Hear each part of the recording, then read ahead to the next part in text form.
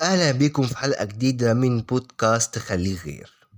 البودكاست اللي بنحاول فيه نعيش بشكل مختلف، نفكر بشكل أعمق، ونفهم نفسنا والدنيا حوالينا أكتر.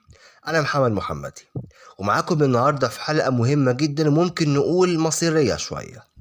النهاردة هنتكلم عن فن اتخاذ القرار. والله اتخاذ القرار مش مجرد حاجة بتعملها على السريع كده، ولا هي مهارة بنكتسبها فجأة. دي رحلة، وكل واحد فينا عنده قرارات أخدها ندم عليها، وقرارات تانية غيرت حياته للأحسن. ليه القرارات صعبة؟ عارف لما تبقى واقف قدام اختيارات كتير وكل واحدة فيهم ليها تمن، تحس إنك محتار، متردد، خايف تغلط. وده طبيعي، لأن اتخاذ القرار فيه شوية ضغط نفسي. انت مش بس بتختار، انت كمان بتتحمل نتيجة الاختيار ده. في ناس بتحب تأجل، وناس بتسيب غيرها يقرر بدلها، وناس تانية بتاخد قرار سريع بس بتندم بعدين. طب ليه ده بيحصل؟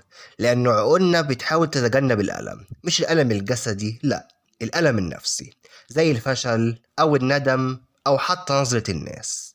بس الحقيقة، اللي بيهرب من القرار هو كده بيقرر، بس بيقرر يسيب الدنيا تتحكم فيه. ازاي ناخد قرار صح؟ حدد الهدف، يعني اسأل نفسك، القرار ده هيساعدني او هيقربني من ايه؟ من غير هدف واضح اي قرار هتحس انه عشوائي. جمع معلومات كفاية، مفيش قرار بيطلع صح من فراغ. اقرا، اسأل، شوف ناس تانية عملت ايه في نفس الموقف. بس خد بالك، جمع المعلومات ما يبقاش مبرر للتأجيل. قيم الإيجابيات والسلبيات، اكتبهم، شوف أنهي كفة اللي بتميل أكتر. بس افتكر، مش كل حاجة بتتقاس بالأرقام، في حاجات بتتقاس بالإحساس. اسمع لحدسك بس بعقل. الحدس أوقات بيدينا إشارات مهمة، بس لازم نعقله شوية ونوزنه مع المنطق. خد وقتك، بس مش وقتك كله. في فرق بين التفكير والتسويف. لو فضلت تستنى اللحظة المثالية ممكن اللحظة دي ما تجيش أبدا.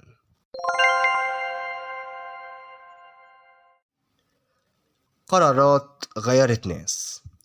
تعالوا نحكي على شوية أمثلة. المثال الأول، شاب قرر يسيب شغله الحكومي اللي بيقبض منه آخر كل شهر، ويروح يشتغل في مشروع خاص بيحبه. الناس قالت له مجنون، بس بعد 3 سنين المشروع كبر وبقى هو اللي بيشغل ناس. المثال التاني، واحدة قررت تنهي علاقة كانت بتستنزف طاقتها، رغم إن الناس شافوا القرار ده أناني، بس هي بعد كده عرفت نفسها أكتر، وبدأت حياة جديدة بصحة نفسية أحسن بكتير. القرارات دي كانت صعبة بس حرة، نابعة من جوه، مش مفروضة عليهم.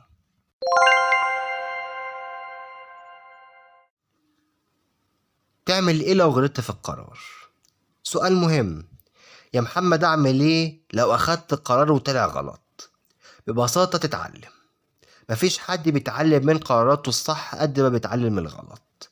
الغلط هو جزء من الرحلة. المهم تبقى صادق مع نفسك وتعرف تمشي لقدام حتى لو الطريق مش مثالي.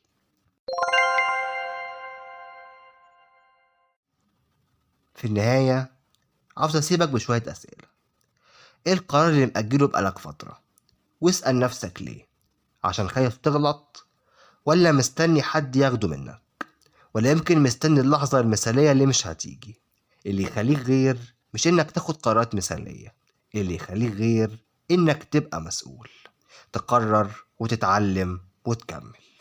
وبكده تنتهي حلقة النهاردة، وللقاء في حلقة جديدة من بودكاست خليك غير.